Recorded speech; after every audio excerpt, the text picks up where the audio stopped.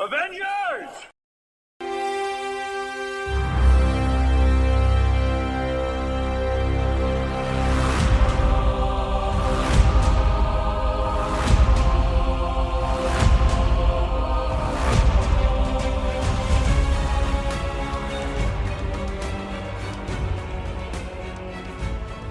Hello and welcome back to another episode of Talkin' Smack. This is Alex here. Josh is again a bit under the weather, but he should be back for the next episode.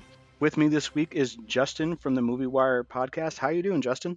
Hey, good, Alex. Thanks for having me, and hope Josh feels better. But thank you for having me on the show. Thank you. So before we get into our topic, I just want to let everyone know that we do have a little bit of a different format this week. We don't often have breaking news, a brand new superhero. And that superhero, of course, we are talking about is the Trump NFTs. Josh gave us our Christmas present early. We each received 2 of those $99 NFTs. And let's talk about the powers and responsibility that comes with owning these. Justin, what are your thoughts? Because the red of his suit is fantastic. I am ecstatic about this, and these gifts are amazing. But it's going to be even bigger gift if I win one of these special drawings where I can have dinner with him, or I can have a Zoom call with the man. It's absolutely exciting. I just can't believe it that we have a new superhero. The suit looks good, the different poses, classic Superman, and this is bullshit. I really can't believe Josh made us do this. Oh, this is such bullshit. I almost threw up in my mouth. Yeah, so that was an editorial note. Josh said if he's not going to be here, that we have to do this gag on his behalf. Now, the worst part about that gag is he didn't actually give us any money for Christmas. We're doing this show free. You should pay us $99 for telling that joke. Yeah. All right. So the actual topic is going to be a little bit of a James Cameron retrospective, followed by our Avatar 2 review. But as we get into that, we're going to take a quick ad break to celebrate the Watch and Stuff podcast. Their podcast we just really dig, and here's a little sample of them. Luke especially. He goes from his whiny little thing at the Thank beginning, you, like whiny. Uncle Owen, I wanted to go to Tachi Station Well, and get some even power when converters. he's in Han's ship, like the first time he's in Han's ship, he's like yelling at him for like what to do, and he's like, "Bro, you have like never done anything. Like, step back."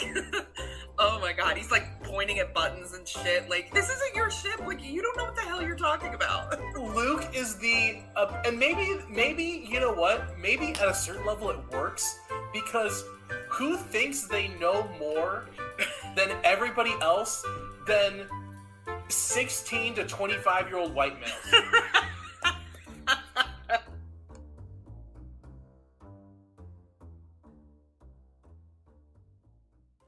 And we're back. Justin, thank you for sticking with me. That was a painful 45 seconds. Not the ad, the thing at the front. I'm hurting so bad right now. So one thing before we start the James Cameron, we both had the experience of seeing this in IMAX 3D. Your experience was a little more varied, but we'll get to that.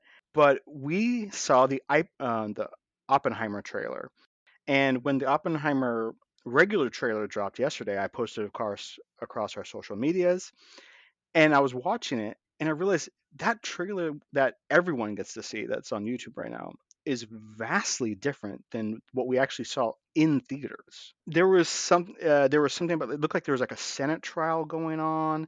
They were talking about how if these calculations are incorrect at all, that the sky could continuously be scorched. The music was different. I am just shocked that they would cut 2 such vastly different trailer experiences 8 months out from a movie premiering. Yeah, I think this is a good marketing move for this. And this one kind of took me by surprise on it because I'm actually excited for this movie. It's adding so much mystery to what we're going to see. And this one is going to be one of my most anticipated, especially after looking at the IMAX trailer. This one, I hope it's not going to be one of those moments where we just get some of the best themes and best moments that we see in a trailer. But this one definitely has me excited for the after seeing the IMAX trailer. Yeah, Nolan, I'm not a huge fan of. I've always felt his movies were a little cold. There's just something about, I don't know if it's the camera placements, I don't know if it's how he decides to have his actors emote or lack thereof. Other than really The Dark Knight, I haven't felt really truly emotionally involved in a movie. Even people tell me Interstellar is fantastic, and I'm like, it's okay.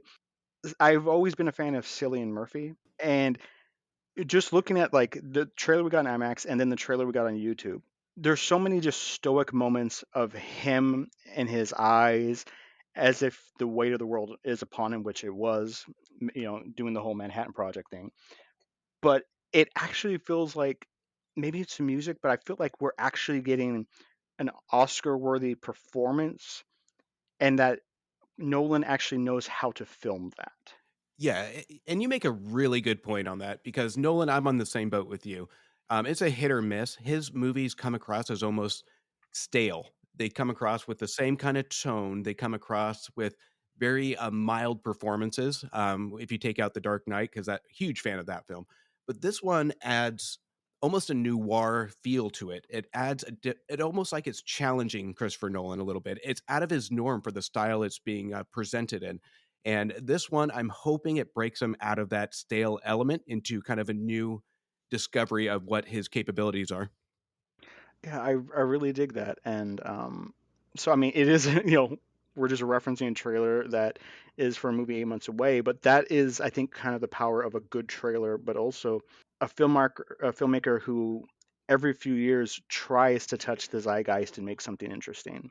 But yeah, if you get the chance to see the trailer in 3D, it's in front of Avatar, and it is different enough that I would go see it because Absolutely. I was like, oh, cool. They dropped the trailer. Of course, it's Sunday. Everyone's seen it, and it was just so different that I was like, I kind of almost want to go see the movie again, just to get those little nuances that others weren't given.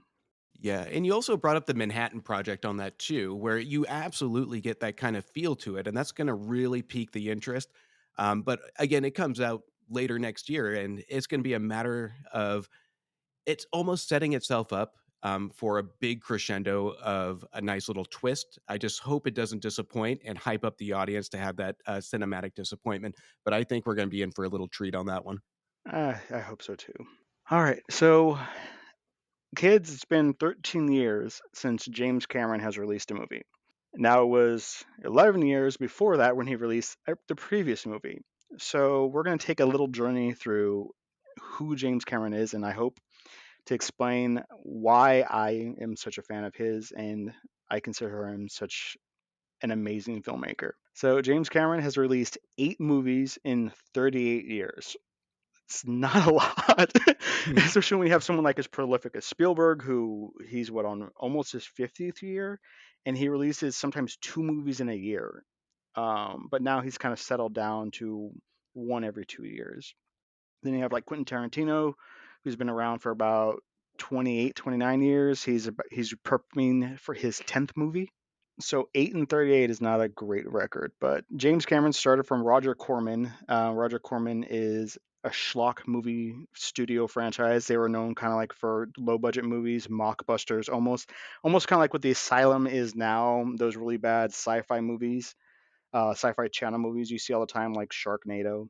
That's what basically Roger Corman did. A lot of people like Jack Nicholson grew up in Roger Corman's studio, getting his first acting roles. It was kind of like a pathway, like the minor leagues for studios. You go there, you might shoot a movie or two, you might act in a few movies, and then you get called up to actually a studio production. And that is where Cameron kind of cut his teeth. He started off as a miniature maker. He became an art director, then a scenic painter. He did special effects on different movies. He became a production assistant, and then wrote and sold a very cheap movie called The Terminator, which was in 1984. And what a movie to start out with. I mean, everybody knows what the Terminator is. I don't even know what to really say about this film because they're still trying to milk this franchise to this day, and they haven't figured it out. What I think they're trying to go after is just milking that technology aspect of it. Again, James Cameron, he's not involved too much in the except for maybe being a producer on some of these, but Yeah, it's such a basic concept that James Cameron came up with that I think he had described it as he dreamed a invisible a ghost or robot. And he took this concept and he just kind of went with it.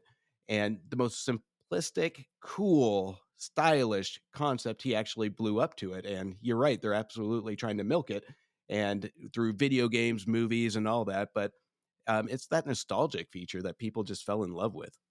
It's a solid first movie. You got Arnold Schwarzenegger, who had just come off of Conan the Barbarian. He was finding his path in life. You got Lyndall Hamilton. You got Michael Biehn, and Stan Winston did the effects. The thing I'll remember is watching a documentary on the Terminator is that exoskeleton that they did at the end of the movie. They actually built it out of steel. Oh, wow. So it was like a 200-pound thing that they're moving, and he said, he's like looking back, I would have just made it plastic and painted it. But that movie, which was a very low budget, I think it was around 6-7 million, and made almost 100, allowed him to basically start writing his ticket. And the movie he did next was a sequel to the greatest horror movie of all time, and he did Aliens.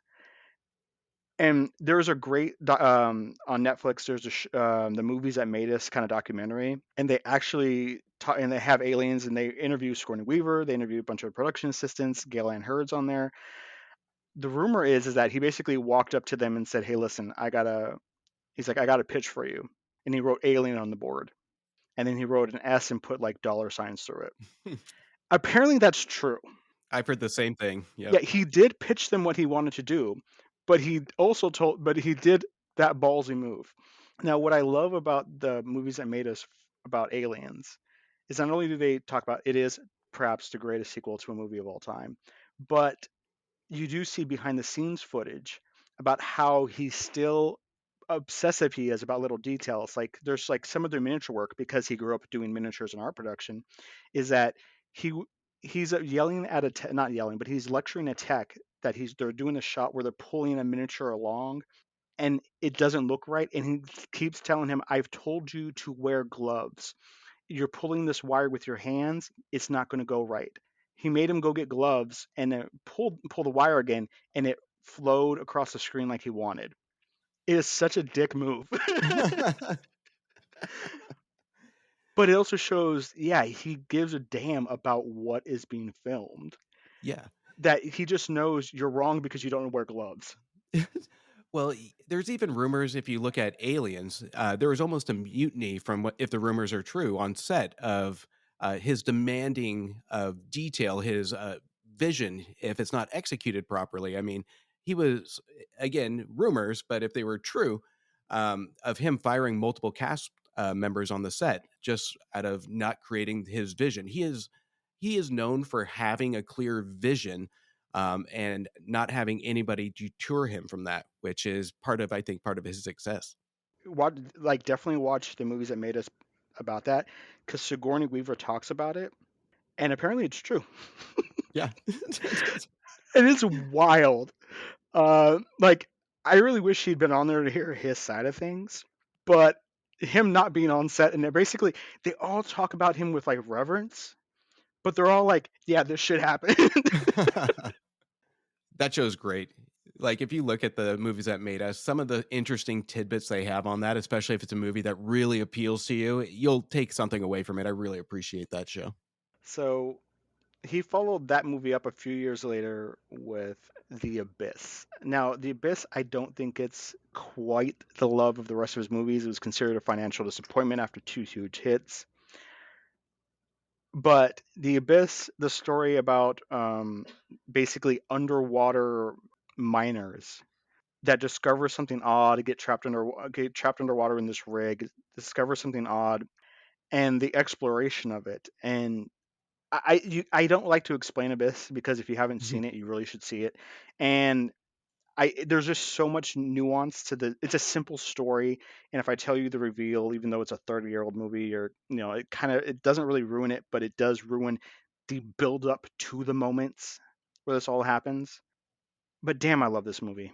Yeah, The Abyss is one of those that almost, in my definition, was the first of its kind, where you actually look up at the screen, and this is probably one of the first James Cameron's movies I've seen, where you actually look up upon the screen and actually have a sense of awe. and a new environment. And that's Cameron's notorious for creating those worlds, as we'll talk about in later. But this was one that I think was his true first example of imagination coming to the big screen. Yeah, I would agree with that because it's also kind of where like his demanding ego. I mean, not that he didn't have one in Aliens, Hmm. but they all filmed in this giant water tank that actually sank, that they actually put underneath the water. There's something like 100 feet down. This tank has been reused for for many other productions because they built it, so they might as well use it. But they actually had to decompress before coming up at the end of the day. They were filming the sequences in like dive suits. There apparently was a lot of tension because once you went down for the day of filming, even though you're only like 100 feet underwater in this, I mean, yes, only 100 feet underwater, but as actors in the camera crew, you all go down there and you have these decompression limits, and had to like eat down there. It created this kind of hostile environment where Ed Harris and Mary Elizabeth Pastroni, they were talking about how you felt pressure, not only because, okay, if I go down, then I have to decompress, then I have to come back up, and then that wastes time, and then James is concerned about our time, and then we're in a union production, and all this crap, and the safety regulations, and it created this super like hostile environment where some of the fighting that happens on in character is just them releasing their tension of the actual moment because yeah, we are actually underwater. Yeah, we're actually suffering this crap. Yeah, there's some weird crap going on, and this psychoed guy in his 30s is demanding that we can't leave the set. And even if we leave the set, we can't really leave the set because we have to decompress and go up. And now we're not really away from him. And then I want to get paid, so I have to come back down here. Well, you take a lot of these interactions, and you know what? You can take it as, in a lot of tense moments in that film, they probably saved time on some reshoots because the tension was already there. Yeah, So take a negative and turn it into a positive.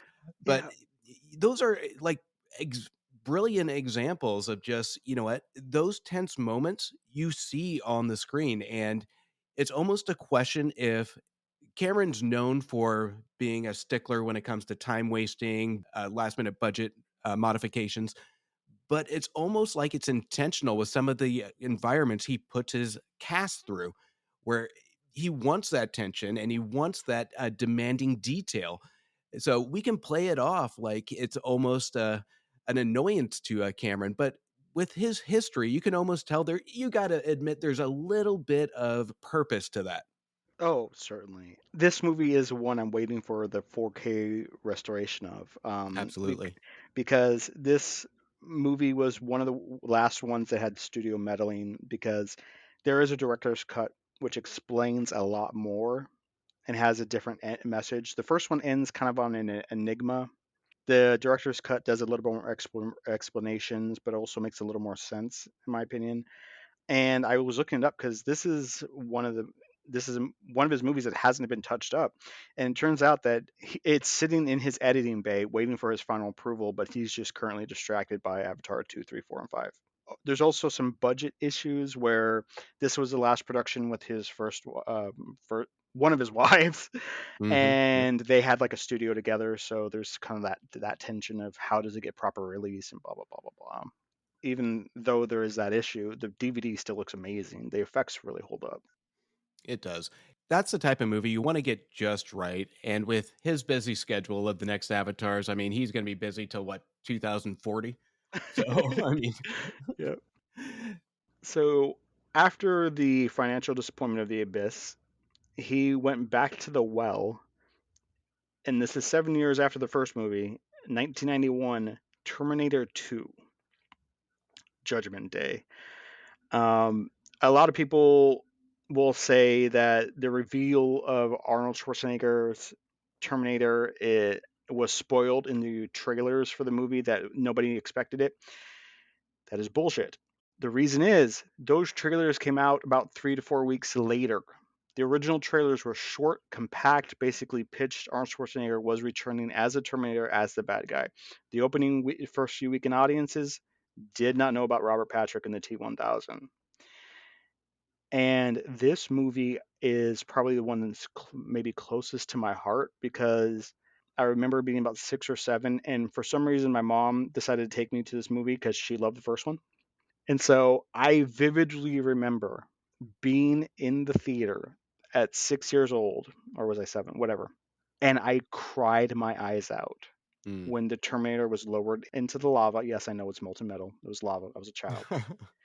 And he gave the thumbs up. I was inconsolable.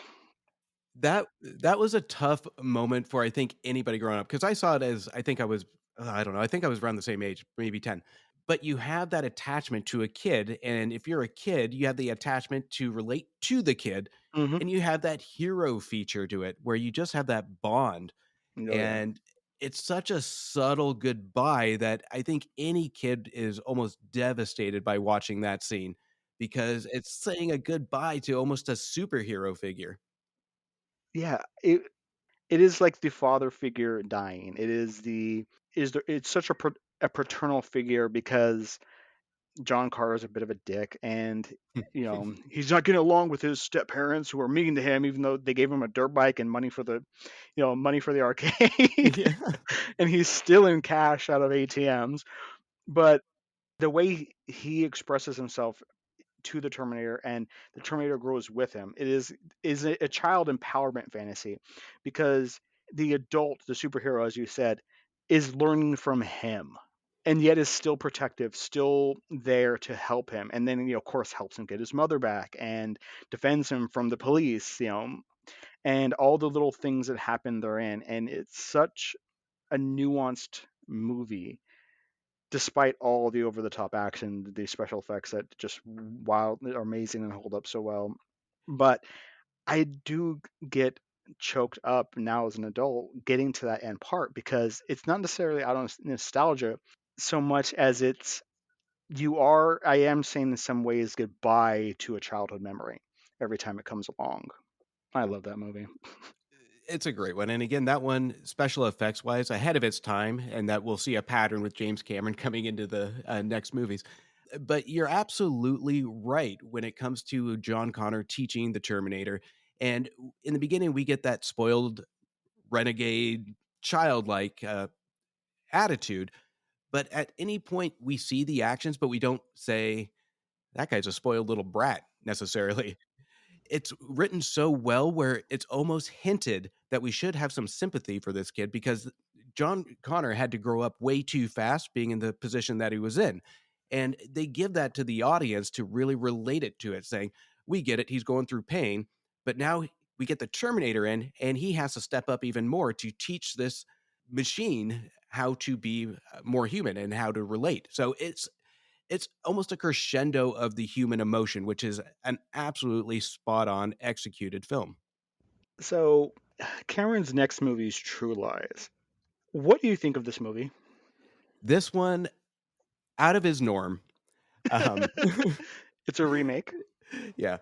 If you just showed this to anybody without with seeing all of James Cameron's films and just showed this, they wouldn't be able to pinpoint. There is not a lot in there to say this is a visionary masterpiece. But what he does add that you can get hints from is the sense of the imagination, the wonder of the situation and that's what I found very interesting about this movie. The characters are likable. The situation that invites the audience to have that imagination of almost a secret agent. Everybody has had that thought of the imagination. Whether you were a kid, whether it's now where you're going through a midlife crisis, you wanted to be that guy, and that's where it peaks to almost a universal message of relation of I want to be that guy. I want to be Arnold Schwarzenegger, the secret agent that lives a secondary life. Yeah, this movie is so weird. It's his fifth movie. It's been 10 years since Terminator 1 came out, his third movie with Arnold Schwarzenegger. And it's a remake of a French film. And apparently he was prepping other stuff when Schwarzenegger came over to him and said, "Hey, I want to do this film." And James Cameron said, "Okay, that's great." And he's like, "I want you to do it." And he's like, "Yeah, I'm good. Why?" And Arnold Schwarzenegger said, "I'm well into my career. I want to act." Hmm. And Cameron said, "Watch the film, wrote the script, and they shot it." And Wow. that is wild. That is the reason why this movie exists is because Arnold went, I would like to actually try acting. Huh, that is Oh. crazy. It's so simplistic, but Yeah. But this movie in some ways doesn't really age well in terms of right. the content. I rewatch this movie quite frequently because Bill Paxton's role is just interesting. Jamie Lee Curtis, the quick shift from Mousy to Bombshell is fantastic. Them coming together as competent, at the end together where they're both doing this is great. And my wife pointed something out to me when a few years ago when we hadn't seen it in a while, and now we rewatch it. This is the first and only movie where Tom Arnold, the comedian, is one acting and two endearing. Yes. Well, his relationship to the other characters, he's so watchable, which to me, and this is my personal opinion, it's hard for me to watch Tom Arnold and take It's him painful. seriously. Oh It, yeah. it is. But here, he is joined by a wide range of talent to help support him. And he is that goofball, but I think this is one of those films that he does a decent job in of just kind of toning him down. And I think that's honestly part of James Cameron being able to direct his characters. This movie is ridiculous. The characters are over the top. It's a standard Arnold movie, only heightened a little bit, where every character seems to have that superhero, Superman effect at the end, where there's not a lot of character development, and they just become these action stars at the end, with the exception of Arnold Schwarzenegger. You're hanging from helicopters, and you're in a hostage situation, kicking some butt. It's just ridiculous fun, and it's like I said, it's out of James Cameron's norm, but you know what? He had a way of spinning it to actually appease to the audience. Yeah, there's nothing I would say that is distinctly this is a James Cameron movie other than how coherent the action is. Hmm. And that is something that I think is getting lost, especially over the last 20, 25 years or so. Thankfully, things like the John Wick franchise is bringing that back. I'm not going to crap on Marvel or anything like that, but editing fight sequences or action sequences to its pop, bang, boom, explosion, Yep. and not actually knowing where anything is happening is an issue. But throughout his career, if there's action, I'm never lost. I'm always very aware of what the stakes are and where everything is. There's a bridge that is out because that is out about a mile down the distance because of some explosions. I am very aware of how close they are to that gap at all times. There is not the heli character. There's the floating airplane that is fighting helicopters in downtown LA, or no, wait, it's like I think Miami. Yeah. I am very aware of where the helicopters is, where the buildings are, where the damaged buildings are. I know what the stakes are, where everything is. He knows action and he knows how to keep everyone invested. And I will say, like, the one thing that I would say is the most quote unquote sloppily edited part of the film is when Jamie Lee Curtis's character drops the machine gun and it tumbles down the stairs and hits people. But I'm aware of where that gun is. I'm aware of why the bullets are firing. I'm aware of where the people are being shot that are being hit by that. Because it's such a comic moment. It's so bullshit Yeah. that every time it hits the muzzle is of course firing at all the bad guys as it tumbles down the stairs. But in a modern movie, that would be like one or two hits, everyone would be dead, they'd be on the floor, and you wouldn't be really aware of what happened other than the characters go, oh. But he slows down time and he allows the reaction of her, the reaction of them. He shows where on the stairs it is as it's tumbling down, how many bad guys are still left, what bad guys are rushing into the room. Yeah, and that's a brilliant point, because what I have issues with current action movies, and it's almost polar opposite of what we saw kind of in the 90s, is there is an overuse of up close shots in action scenes. And it is my biggest pet peeve when watching an action movie. Now, where the confidence Cameron has in this is, you spoke to it a little bit too, is going to be a brilliant use and having that confidence in a wide angle shot, where a lot of filmmakers tend to steer away from the wide angle shots and actions because they're afraid somebody's going to point out a defect, or there's something in the corner that shouldn't be there that's going to be missed during the editing process. Cameron has that level of confidence because he knows exactly what is on screen, and he is very detailed in it. That's why he has that level of confidence in this action film than what we see even today. It's a weird movie that he decided to do for a friend. It's very watchable. Very watchable and memorable. 3 years later, he followed it up with at the time, the most expensive movie of all time. It cost over $200 million to make, which nowadays is basically they find that in the back couch pockets of Marvel or DC. There's hardly a movie out these days that costs under 200 million. But it was Titanic. He took a shot at making Leonardo DiCaprio, who was, yes, he was a teen idol. Kate Winslet, who was mostly known as a period piece British actress. Billy Zane, who I love Billy Zane. Every like 3 years or so, when he shows up in a mid-level movie, I'm like, hey, you're acting. His old familiar friend of Bill Paxton is in this movie, and so I love this movie. It has a special place in my heart because it was one of the first movies that I saw on my own that was PG-13 because I was 13 the year it came out.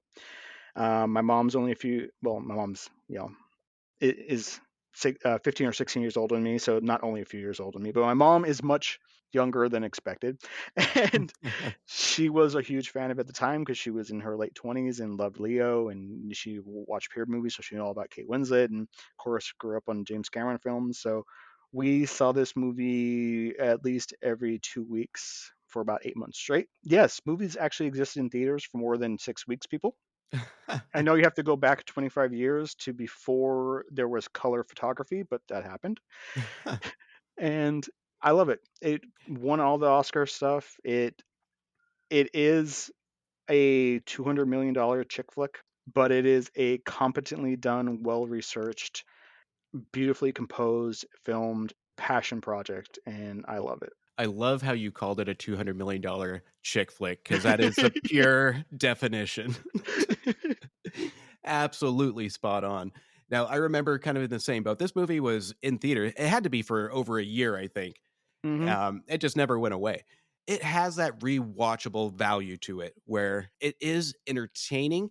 And I remember I got grounded when my parents went to go see it. We were supposed to go as a family, and they all went and left me at home. But I live next door to a theater, so I just stuck out the window and went to a different showing. So it didn't work out too well for them. But the first time seeing it, this is a movie, special effects wise, the acting, it aged very well, in my opinion. It's one of those that you can, even though it is more of the romantic side, there are elements to it. And that's thanks to James Cameron's essential research before and while shooting this film, is there's a lot of historical elements to it. At times, I wish they would have focused a little bit more on that versus a romantic feature of it.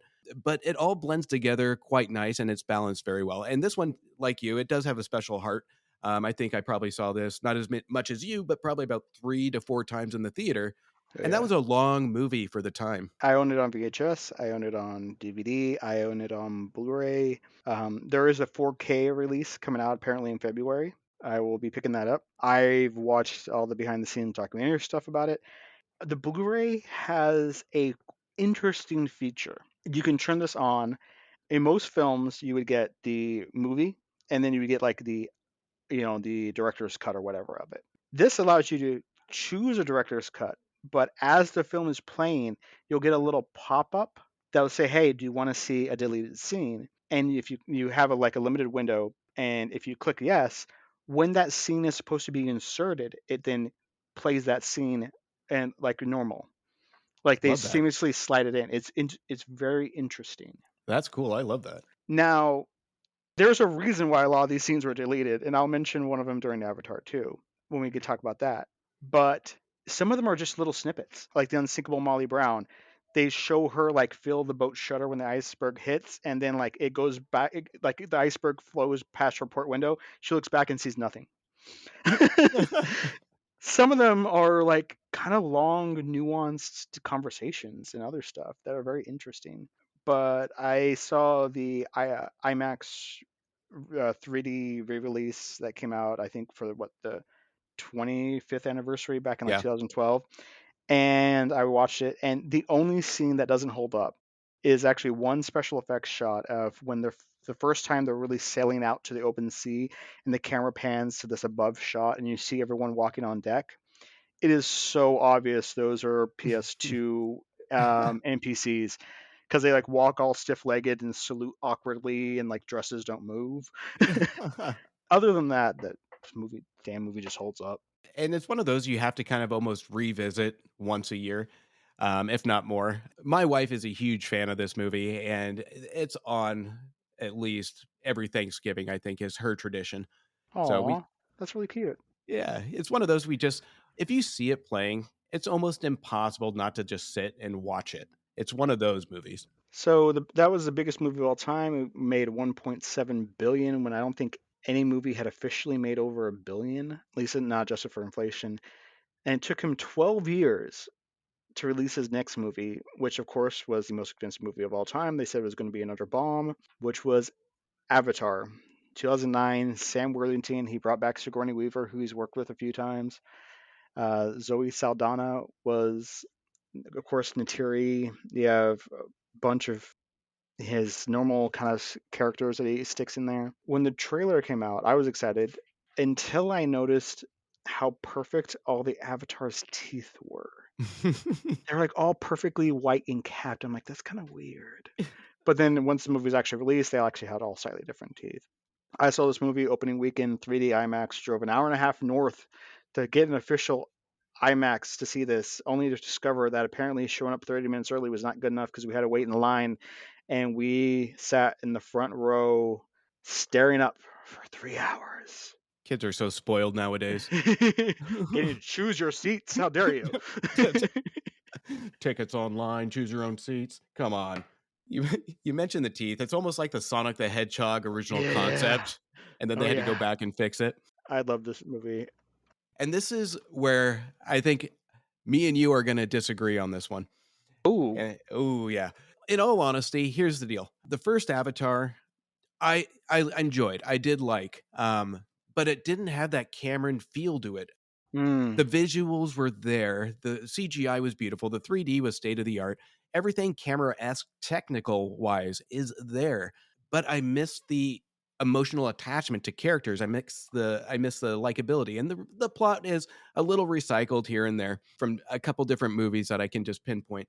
But the movie was good, but I wasn't ecstatic about it. I wasn't part of that Avatar craze. I never had the feeling to just go back and just say, I need to watch this again. Walking out of the first theater, and again, I had a string of bad luck with Avatar movies, but it was almost, I felt like it was almost a chore going back to watch it again. I loved it. And part of it is just how pretty the world is. Yeah. And how, of course, where everything's framed. Then there's like moments like Michelle Rodriguez. She joins the Na'vi. She joins their side of it, and her somehow they took the time to paint her helicopter with like streaks on it, so she had war paint on it. I do admit the plot is weak. Yeah, and it is the standard person discovers a new world, joins them. There's hundreds of movies where that's the plot. One could almost say Star Wars has that plot because in the first movie, Luke is trying to join the Empire. He wants to become a fighter pilot like his friend, and it turns out that his friend is actually a rebel and he joins the rebellion. Not that I think Luke was actually going to join the Empire, but he wanted to go off to flight school, and that's only one option. But the plot is, it's there. And yeah, unobtainium. I mean, come on. That is something that he wrote in the first draft, and no one questioned him. Yeah. No one went, dude, are we going to mention that he said this was a placeholder? And no one brought it up. There is a lot to this movie, and when it first came out, it confused me a little bit. It is hard, and part of the success, I think, from watching it, you have that repeat watch value from the technical achievements. You have people that are walking into a theater that are seeing something new for the first time, and that's where I kind of give it credit. Part of going and investing that time and money into a movie, you want to see something new. And Cameron, to his credit, he offered that to audiences, and they wanted more. You have the Cameron visual that just screams Cameron, but he wrote and directed it both pieces by himself, and I think that's where he got in a little over his head, where that was a lot on his plate to kind of put into writing. He lacklustered on that, and then he focused more on the technical aspect to kind Yeah. of make that shine. And hopefully, nobody notices kind of the plot holes or the basic dialogue that we have. I will say that his dialogue is not the greatest as well. There are some wonderful lines that he Hmm. has written. I mean, and some of them are just so bizarre. Like, there's a line from True Lies I'm not going to repeat on this podcast because I don't want to get flagged by the FCC. But it's I a think I know weird which line. one. Yeah, Bill Paxton says it, and Yep. finally I looked at my wife and I went like, "What the hell does that mean?" And we kind of had a discussion. And basically, he probably heard some weirdo say it and wrote it down. Oh yeah. Uh, but Overheard it in a bar. yeah.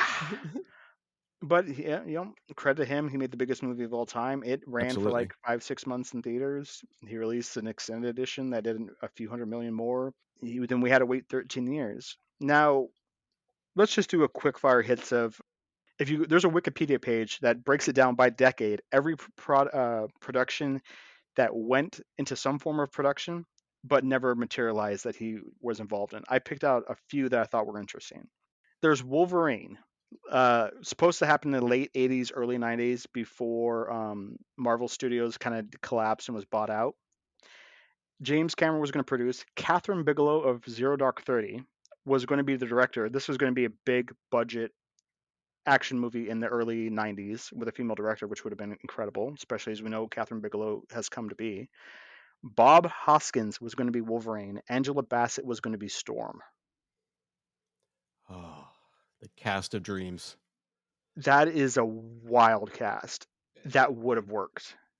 Oh, Bob Hoskins. That is one I would have died to see him as Wolverine. There is Yeah. it could be the worst movie in the world, and I don't care. Just to see Bob Hoskins sport the claws would just make the movie for me. Yeah, he would have been about the right age, late 30s, early 40s. He looks like the Wolverine in the comics. I mean, yeah, he would have probably had to work out, Oh but yeah, short, a little pudgy, hairy guy. yeah. I mean, a harder version of his Who Framed Roger Rabbit character. We were literally hours away from having James Cameron's Jurassic Park. Yes. The story was confirmed. James Cameron did a series a few years ago called James Cameron's like the World of Science Fiction, where they talked about sci-fi movies, and he and Spielberg talked about the Jurassic Park deal. James Cameron read the book, immediately started taking notes, had his agent calling Michael Crichton, and he found out Michael Crichton had just sold the rights to Spielberg like an hour beforehand. Crazy. Yeah, and apparently Cameron was pissed. He said he finished the draft of the film he wanted to do, which was going to be hard R, very close to the book, a lot of focus on the science. Have you read the Jurassic Park book? Oh, numerous times. Love them. Oh, that is not the movie they gave us. Oh no, not at all. Not at No, all. it is scary. I had nightmares about the velociraptors in the book. They literally were firing rocket launchers at them, blow off a leg, and they keep coming. Yep. Well, and I think that to me, the curiosity piques my interest on what James Cameron would have brought to the table. And I don't know if it would have been as successful, but again, I wouldn't bank against James Cameron. But the rewatch value, I don't know, would have been there at a hard R. With Spielberg, he adds that curiosity element to it. And I'm sure with a budget and all that, you couldn't put everything in the book that was cool, like the river rafting scene. Yeah. That would have been cool. But that one's definitely would be an interesting take on it. It just really piques your imagination on what he would have done with it. Yeah, basically what he said was the last half hour would have been the bunker from basically filmed page for page, the bunker from the book. And he said it would have been aliens with dinosaurs. That's so cool. Yeah, but Cameron did tell Spielberg during that interview, he was carrying a grudge. He saw it opening weekend, and then he said, "Wow, I was the wrong director." He admit that he's like, "Yep, I was wrong for this role." He was going to do Spider-Man with Leonardo DiCaprio before Titanic. There is a scriptment, which that's what he calls. There's treatments, which are basically scripts that are 10 to 20 pages, a little bit of dialogue that basically tell the outline of the movie. Then there's, of course, the script, which is the full script. He likes to write what he calls scriptments, which are between 60 to 100 pages of dialogue and outline. And so his scriptment for Spider-Man leaked a few years back. He confirmed it was his. Have you read it? Yes. Yes, I have. You Have you can read talk it? about that. Yes, I have. Go ahead. Okay. Okay. This, I have a feeling, wouldn't have been another identifiable James Cameron movie. And again, that's just when you read the words, the script, you're only left with your imagination and the descriptions of each scene. But to me, I was left a little underwhelmed. It seemed a little radio serial, kind of a 90s vibe superhero movie. I don't know. I think this is one of those movies that he would have banked more on the technical aspects of it versus the character or dialogue. What do you think? I wish that I could visit for 5 minutes the universe where this movie was filmed, because I want to see Leonardo DiCaprio doing the spider mating dance BDSM scene with whoever they cast as Mary Jane, Yes. because that is wild, and that is so over the top. Like I'm reading it, I'm like, okay, well, there's some cursing. Okay, Peter Parker cursed. Okay, wow, he talks about like punching a guy's head off. Okay, whatever. And then I get to him seducing Mary Jane by like shooting webbing to stick her in place and like a sexy like undulating dance. And I'm just picturing DiCaprio in this scene. And then I realized what I was inverting in my mind was the True Lies dance sequence with Sigourney Weaver. I mean, Jamie Lee Curtis. And I realized he kind of just flipped that. So Mary Jane would have been in the seat, bound up, Arnold, and Leo would have been doing the Jamie Lee Curtis dance. And I was like, there's something wrong here. I'm going to keep going. I love how you're visualizing that, but I just have Tobey Maguire in my head just doing the dance from Spider-Man 3. Um, oh my god. Yeah, it definitely would have been a different movie, and I just don't know because around that time frame with X-Men, Spider-Man, you can tell that he was definitely interested in doing a project with superheroes. And I don't know if it was because it was starting to start peaking in studios or not, but in my personal opinion, I think it was a smart move for him to steer away from that a little bit. Otherwise, we wouldn't have gotten some of the good projects, I think. And I think it would have almost set him back a little bit because those are big brands to accomplish and a big fan base to accomplish, and I just don't know if he's a fanboy or not to really execute. Yeah, that which brings up the next one that I found interesting is that he almost filmed a Dungeons and Dragons movie, Mm. but they couldn't agree on the merchandising percentages. Oh, man. And that, like, I mean, he is the right age range. He's 68, and Dungeons and Dragons is about to celebrate its 50th year. So he's the right age to be, late teens to get involved in something like this.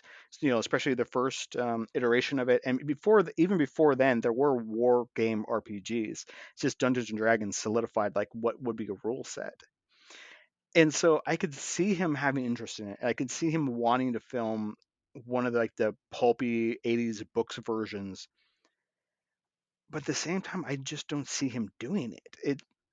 It almost seemed like he was chasing like a payday.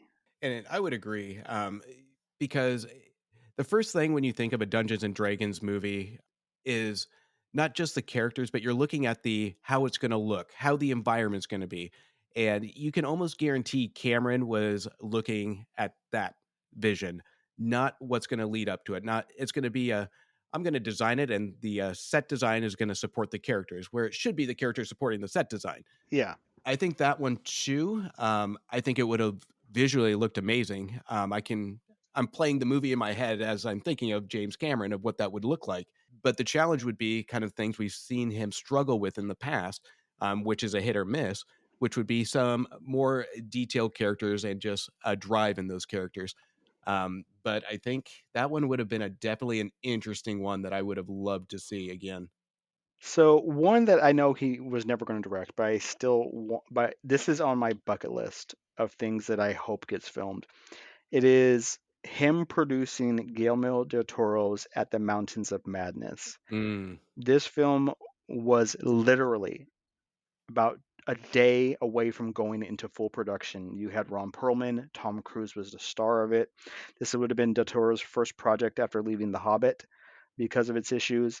And from everything that's come out is they called Del Toro, because this is going to be a $150 million movie, and said, "Can you guarantee this is PG-13?" And he said, "I didn't put any swear words in there. It's only just scary. But I just produced a different movie that got rated R for scariness." And they went, "Okay," and hung up and canceled the production. That one, I heard rumors of this movie, and this is the one I would just hope would get past the pre-production mark. Just get this thing made because the cast is on there, and it's just that. And me personally, I still have hope for this Yeah. project that this one would get made. Did you see about a week ago, Del Toro leaked some test footage from they were working on? No. I mean, he didn't leak it, but he put it on his Instagram. It's a test footage of an elder thing approaching someone in a cavern. And so you see some creature design, you see some kind of like, set design work. And it is, I really hope this movie still comes out. There's rumors he's trying to pitch it to Netflix, and where he has built kind of a home over the last little while with a bunch of CGI movies and shows, and of course his Cabinet of Curiosities that came out in October, and then his Pinocchio movie that just came out a week or two ago for Netflix. Yep. And I'm just going to take one last one before we start Avatar 2, which is Alita Battle Angel. Apparently loves the anime, loves the comic book. Manga. I had been hearing about this movie since basically after Titanic, because it was supposed to be his next movie. And then that didn't happen, and then you heard about Avatar, but then you heard about this, and then he was supposed to film this before Avatar 2 started filming, and then nothing came of it, and he finally passed it off to Robert Rodriguez. And I really like this movie, because I can see that basically Robert Rodriguez pulled a Spielberg when Spielberg filmed AI for after Kubrick passed away. Yeah. I can see where Cameron's visuals, his style, his camera placement, his kind of sucky dialogue. I really like it, and I'm really sad it didn't get a sequel, because apparently they have the scripts for 2 and 3 ready to go. Yeah, and I think they were banking a lot on this movie, given the talent involved, to really take off. This movie, I think, was mainly due to the poor marketing when it comes to how they were pushing it out on the trailers. What I loved about this movie is the environment and the grittiness of it. It has that imagination too. I've never read the comic, so I went into it with a fresh pair of eyes. I had nothing to compare it to, but it did put me into that world of imagination. But the only thing I just held me back from really, really loving this movie is, again, I talked about it earlier.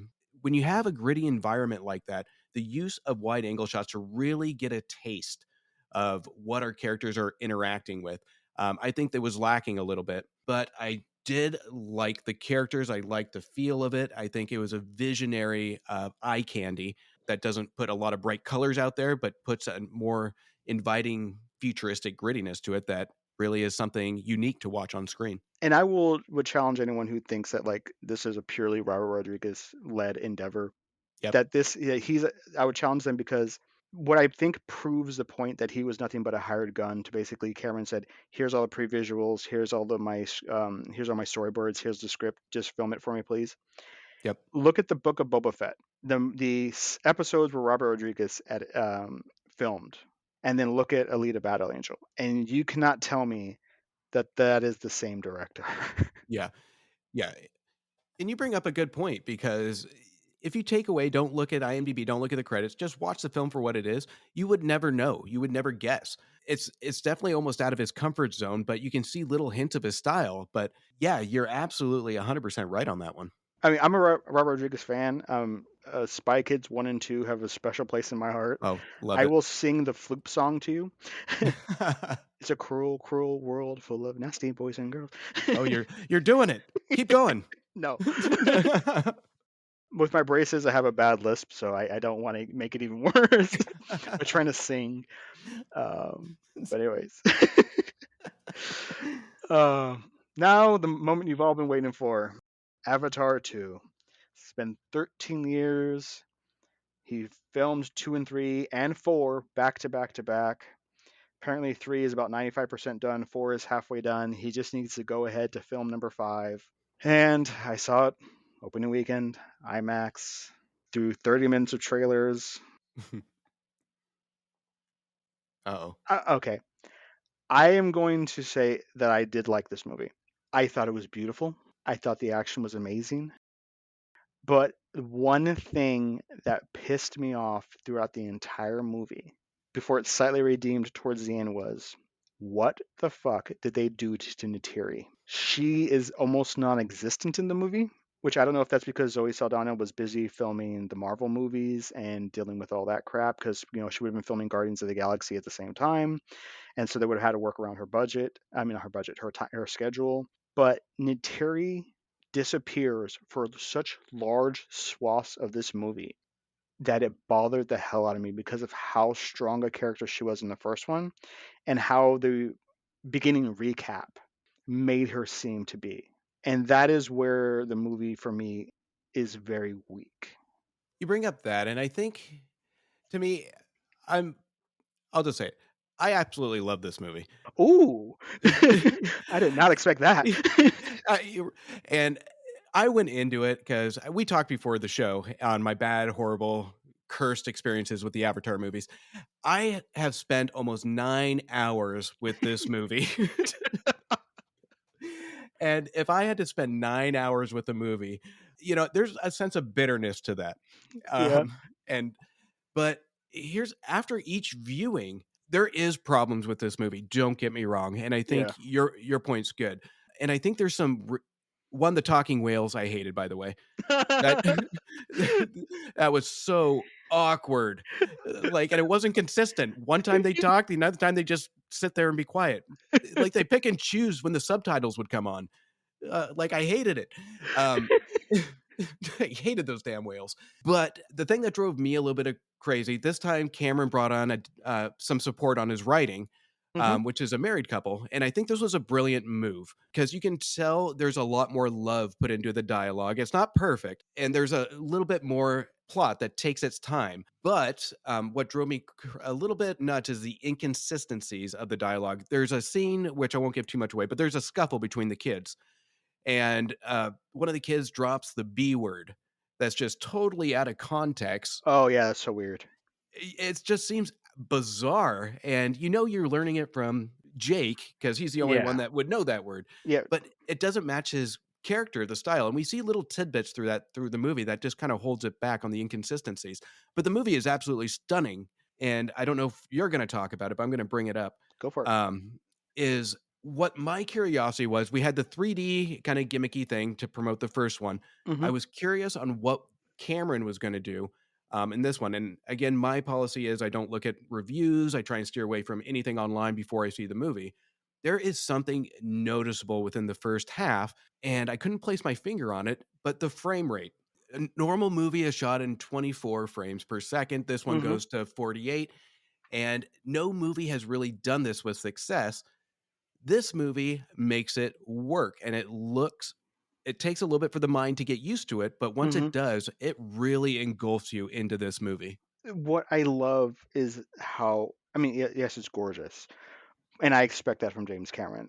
His movies stand the test of times, other than there's little shots here and there in every one of his movies where you're like, that didn't work, especially all these years later. But Avatar still looks fantastic. True Lies, Titanic, Terminator 2, The Abyss, those effects. The Abyss is 1989, and those effects, there's nary a one that you can go like, ooh. This movie is gorgeous. The use of color, the use of the neon shading, the glow in the darkness. There are so many photorealistic moments in this that I truly believe that they actually filmed with Navi. Yeah. Especially the first movie, there was enough differentiating between, hey, we're with the avatars, we're with humans, we're with the avatars, we're with humans, that at the end of that movie, when Neytiri goes to save Jake, the first time we're watching that movie, I was like, I mentally, my head clicked and I went, if this doesn't look right, this movie's shit. Because she the Navi, 9.5 feet tall, 10 feet tall, however big they are, scoops him up and places the mask on his face to save his life. That still looks real. Mhm. And that could have been broken. I mean, look at any movie from 2008 to 2012 where they have CGI interacting with people. They don't actually pick them up, hold them, touch them. Normally, without some like manipulation or obvious go-to for animatronics or something like that. But there's so many scenes in this movie, like them wrapping their binding their wrists to the new their new mounts, walking through the village, their youngest child bouncing along the little tarpy stuff, moving through the trees. There's a lot more interaction with, and especially since a big plot point is they have an adoptive child named Spider, who's a human, who's constantly playing with the other kids. It looks like he's there with 9 feet tall people constantly. It looks so gorgeous that I was so sold on. The swimming was beautiful, the interaction. I bought the storyline, especially the what's her name, Carrie, Yeah, the Sigourney Weaver's avatar Curie. turns Yep. yeah, Carrie. Turns out that she was pregnant and had her baby and had a baby. They're not sure who the father of this avatar is, but someone was, and they have her. And Sigourney Weaver, I believe, is in her early 70s now, is playing like a 13-year-old, and it works. Works. Yep. Absolutely. There's so much about this movie that just works. This one, to me, what my apprehension on this was, I just hope they don't put the visuals over the subtext. It needs some substance to it. And after 13 years, I hope that they took a lot of the feedback from criticism to things that people liked, and they actually used it. And in Hmm. this movie, they did, where everything is almost balanced. The visuals support the dialogue. It's a carnival for the senses, for the eyes and the ears. And I think they do a fantastic job on this. The only thing that I wish they would have focused a little bit more on is they talk about the sky people coming in, which are humans, and creating this new base, this new world. I wanted to see more of that because we had this absence from the humans from Pandora, and they're talking about all this new technology. I don't want to be spoon fed that on by just words. I kind of want to see it. I want to see them create this new world. We've seen Pandora before, but let's see what happens with this world. And that creates almost a foundation for, we don't just have one villain in this movie. We have multiple villains that are trying to do the same thing as we kind of saw from the first one. I wanted to see that foundation being built to set us up for the next ones. This movie is about 310, something like that, 3 hours, 3 minutes. I didn't really ever feel the length of it, but I did feel some absences. One is that Hmm. there are humans that stay behind, and we kind of see them briefly, and then they disappear. We see them briefly in the beginning. They talk about them, especially how this human child grows up with Jake and Natiri's kids. But then they disappear until like a very needed portion of the late second, early third act where they briefly appear, which is a beautiful moment. They actually talk about something surprising. They believe one of Jake's children has epilepsy. I was like, wow, they're actually bringing in some disease. They're actually bringing not necessarily disease, but they're bringing in environmental factors of what can be happening to people, real health issues people have. I thought that was interesting, but they kind of like but they stayed behind and they aren't with the quote unquote other sky people. So I'm like, okay, where do they go to? Yeah. Is there no like trying to round them up and capture them? Because like 50 or so of them stayed behind. It looked like from that one panning shot we got. Like Hmm. where'd they go? There's little moments like I'm not quite sure where people went. They spend so much time developing Jake and Natiri's children, and this new world of the sea people, which, oh my God, that was beautiful. The differences they show and the biological differences in the arms and the skin tones and the tails. Yeah, well, I like that they contrasted that a little bit. It's Mm-hmm. almost like looking at a diagram of the elements. I think the design of them were beautiful. I think it matches their environment quite well. And it's enough to not completely separate them, but at the same time, but interact and balance very nicely. Yeah. And you talked about Spider earlier about Mm-hmm. playing with the Navi. And I think when you take this new tribe, you take Spider, I love how it has this inclusion of different tribes, different species, if you will. Mm-hmm. And they just interact together. And it's almost like a sub messaging in the times that we have today. Mm-hmm. Um, and I thought it was a beautiful message that are kind of just underlined while we're going through this transition of ecological side messaging as well. But I love that human element, that nice little bow they put on it to show that. Yeah, I love that they actually just showed that, and it shows that great human element, even though it faces challenges. So I think it was very well done. So one of the things, and this is a little point that it stuck briefly in my craw for a moment before I realized that I was thinking of this wrong, was so because Jake's and Grace's avatars have some human DNA with them, instead of having 4 fingers, they have 5 like humans. hmm And the other tribe that they begin to intermingle with calls, like, oh, you look at their hands, they have demon blood. And the Sea People tribe, they call them 4 fingers a lot. And I kept thinking, like what kind of a weird insult is that? Like, that doesn't make sense. You have 4 fingers. And Yeah. then it finally clicked in my head that the thumb technically isn't a finger. They have 3 fingers, so they're mocking the hybrid Navi that have a thumb and 4 fingers. Oh. And it finally hit me, because like one of them, I held up their hand, and and because they're the Sea People, they like their arms are thicker. They have like slightly like not flippers, but like finish, Yep. kind of like extra musculature. Their tails are more dorsal, no, not dorsal fin, or more tail fin like. hmm And it looks like they have webbing between the main 3 fingers. And I was like, oh, and that's such a little detail that someone put in there, that I thought they were wrong, but no, I was wrong. They were right. It's such a little thing, and I love that. Well, I love how they use those little details of you talk about the design of the fins and the fingers and all that, but they don't just put it in there just to change the look of the character. They actually utilize that because Hmm. it's almost like the fight scene that I spoke to earlier. They utilized a little bit of those skills about physical features in that fight. They don't just mention it; they actually utilize it. There's a purpose to, or a rhyme and reason to have this design, and they just don't tell it to show it. They actually just show you. Before we get into the brief spoiler section, we have a rating system here on Talking Smack, because there is no nuance on the internet. A movie is either so amazing it is a must see, or complete garbage and is a must skip. Justin, what do you think of Avatar 2? Must see or skip? I would say this is, if there was any movie to see to give you the awe and show you something new and give you a 3 hours time investment and get your money's worth, it's not without its issues. Yeah, But I would say this would be a must see. It'll bring that loving feeling back to the theater that you get while watching it on a big screen. I agree with you. This is a must see for me. There are 2 movies this year that have made me realize how much I love a well done movie that has nuance and development and was well worth the wait.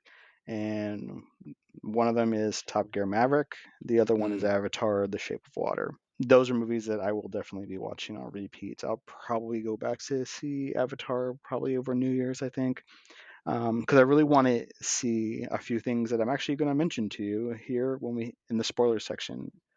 In Mm. 3, 2, and 1. Okay, quick question I have for you. Yeah. Have you ever seen Titanic's deleted scenes? I've seen the deleted ending, but that's Okay, about it. there is a large portion of the movie that they cut out, that explains why Cal looks a little bit beat up towards the end of the movie when he's on deck before he gets in the lifeboat. He Okay. and Jack get into a fist fight that turns into a gunfight while the ship is sinking. Oh, I haven't seen that one. Yeah, it is 3-4 minutes long. Like, so that scene where the ship is sinking, they're starting to run through the dining room, and like he's firing his gun at them. That actually is a re-edit of the original scene, which is that Jack and him are fighting while they're running through the dining room. He's chasing them, and they're like in a full-on fist fight, and then like, there's gunfire and other stuff happening. Oh, I would have loved that in the movie. It does not work. Oh, it doesn't? Oh. Yeah, see if you can find it. At the end, when the bad guy, whatever his name is, Quadrich or whatever his name is, Yeah. he and Jake get into that fight and the ship sinking. I'm like, oh, he finally filmed it. Well, I guess that's a little over the top when you kind of think about it, but I have to look at it. I want to watch that. That actually sounds interesting.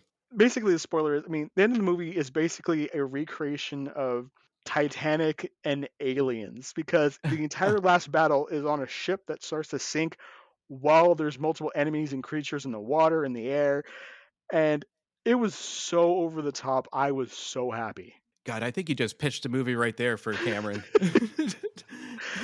I mean, it kept going. Like there was the initial fight where because the bad guys have Jake's kids for the second time, which I find really funny that his youngest daughter is like, "I've been captured again," and a whale gets revenge. Oh man, those damn whales. God. So the sea people can talk to the whales, right? The first time the subtitles came up, I thought that it was an inner dialogue of the Yeah. kid. I was like, this is weird. Is this kid like psychotic? And then I realized, no, the reason why they have the underwater sign language is for the whales. But then I'm wondering, how did the whales teach them sign language, or they teach the whales sign language? I was super confused on what dialogue, who was using what. The subtitles, like the whale's just staring at him for a good 5 minutes, not saying anything while he's doing sign language. And then all of a sudden a subtitle pops up. Like, I don't understand. I think this was like super sloppy when it comes to those whales. I was getting so angry at these whales. I wanted them to go away. Yeah, I really don't have any complaints in the movie other than interior. Like that is my main thing. Is that so? Part of the reason we went and saw the movie is my wife and I are big D&D role players, and we do reenactments and stuff like that. She is an anthropology major, and when she saw Natiri in one of the trailers, pregnant and firing a bow, she was like, "Oh," she's like, "That's interesting." Like because you typically don't see something like that. Yeah. You don't show a woman entering battle while pregnant. And then at the end of the movie, the matron of the Sea tribe is very pregnant and goes into battle and stuff like that. And that was interesting. She really likes world building. That is one of her favorite parts of movies and books is just the world building, the anthropology of this is an interesting world. What kind of nuance I can have. And so it's one of the reasons we saw it. But Neytiri was so short shifted during this movie that Mhm. until the ending when she went pure beast mode, I felt like I wasn't watching the same character. And yeah, I think I got that feeling too. And I think the intent, the way I interpreted it, is she was such a big piece of the first movie, and we saw more of Jake's character as the human almost element to it. That the film wanted to kind of steer away to give almost Jake's perception of how he's living amongst the Navi. But I think it wasn't well balanced when it comes to sharing the screen with the characters. I think there was a little too much on Jake Yes. with no substance. So it would just be him parenting, and I don't think there was a lot more to that I think they could have stretched it. Like I would have liked to seen them swap out maybe a fourth of his lines and interactions with her because like we see him learning to bond with his sea creature. And she apparently was like, screw that, because she kept her flight, her mount, which is fantastic. And then Quidditch, like he is really wants Jake, but he also super wants her, but he never really seemed to go at her. He was always like, Jake, let me finish killing you off, kind of thing. And then she had that scene where I will kill that devil again. She had that part in the beginning when they rescued the children, where she's like, how many times do I have to put you down, kind of thing.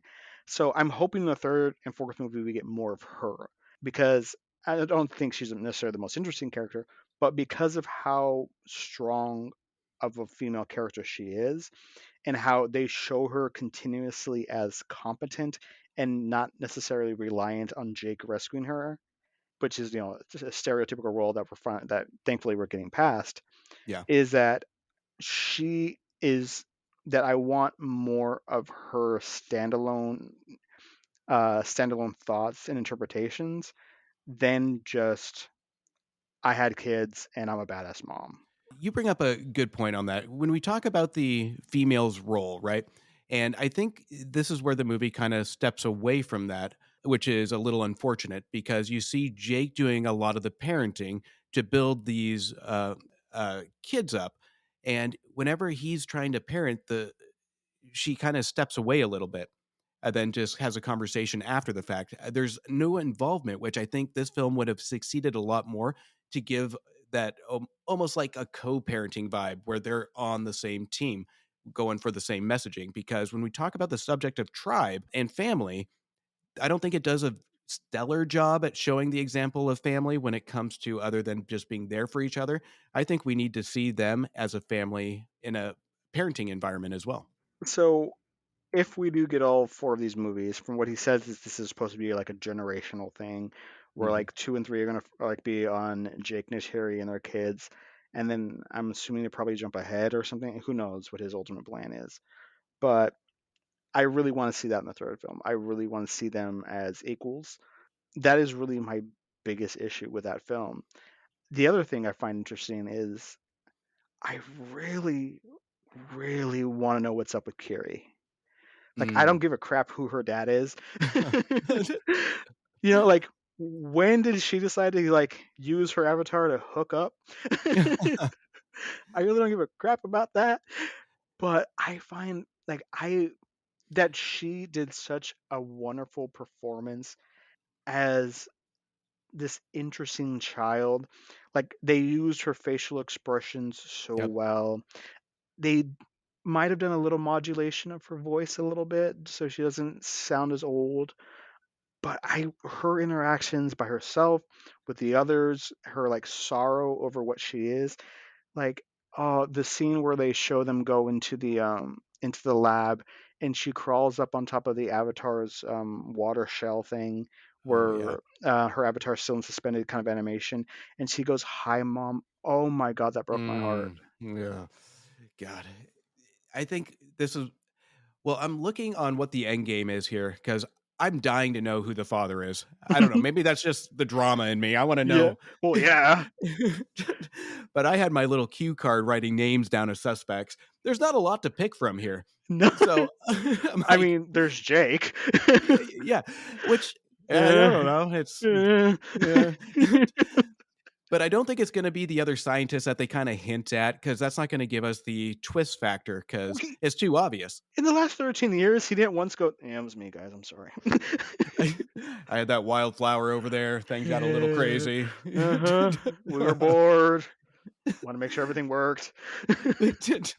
But, yeah, I'm curious on where he's gonna go with this because, I think it's gonna be somebody that, obviously, that is not gonna be expected, and I honestly maybe we don't even see this character or they don't even talk about this character in this movie. We might not even get an idea or a representation of it till the next movie.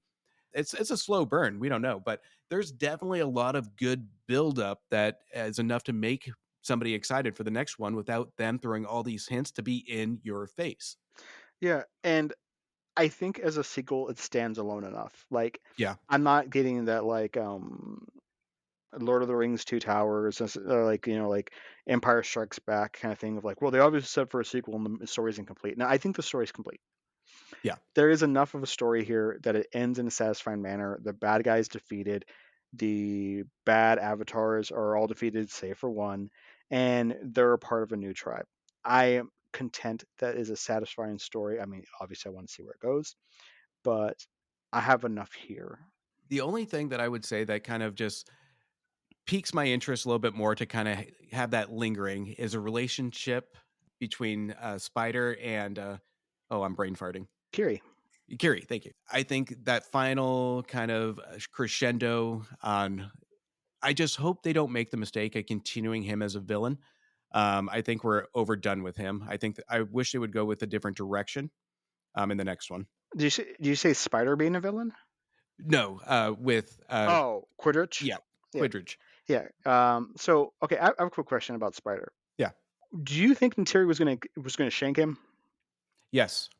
Oh, see, I'm torn because when she cuts him, I was like, I'm really torn if she would have actually stabbed him or not. I think it was a threat. I don't think she was gonna really do it.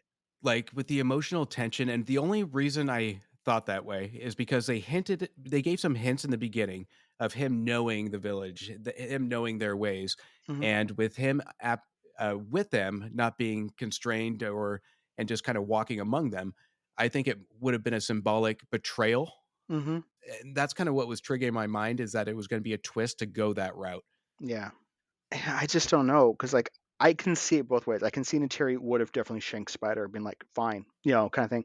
But at the same time, I could also see her just stopping at the last second. But she is more ruthless than Jake is. Yeah, and she is livid in those moments. I don't know, but at the end, like what I'm really hoping for the third movie is that there's not some kind of weird like Spider's like, I don't trust you because you almost stabbed me to death. And it seemed like the end basically just Spider was just like, yeah, I know. Yeah. Yep, I know. I know what was going down there. I think he is going to be a big character in the next one, because there's so many directions that this could go, and he is a pivotal center of that, because they don't know that he was rescued, necessarily, and he's almost like a double agent at this point. There's a lot of development for him, and I think he's going to be a huge piece of the next one. All right, so that basically brings us to a close here. Josh, I'm sorry you have to edit this, not having seen the movie.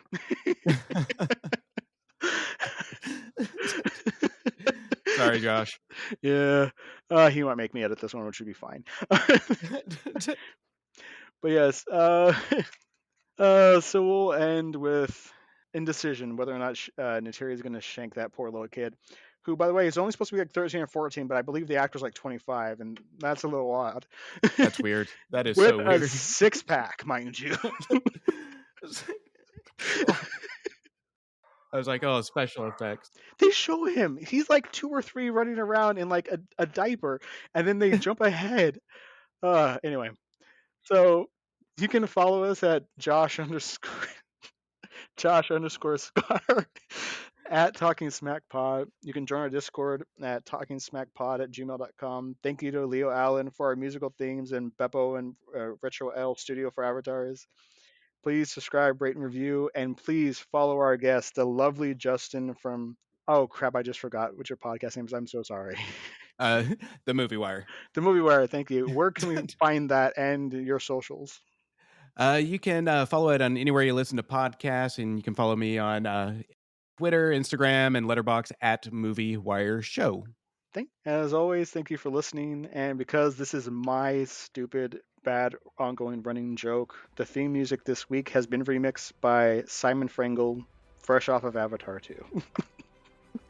I don't know. I did it as a joke originally because we did not have any music whatsoever or any sound effects for the first, I don't know, like 10 episodes. Okay. So I'll just say, oh yeah, listen to our theme music, who's remixed by Name Somebody Famous. And then when we got theme music like 20, 30 episodes ago, Josh was like, you gotta stop that. And I went, no. So yes, the theme music is remixed by Simon Frangel. That's amazing. Again, thank you, Justin, from the Movie Wire. My pleasure. Bye.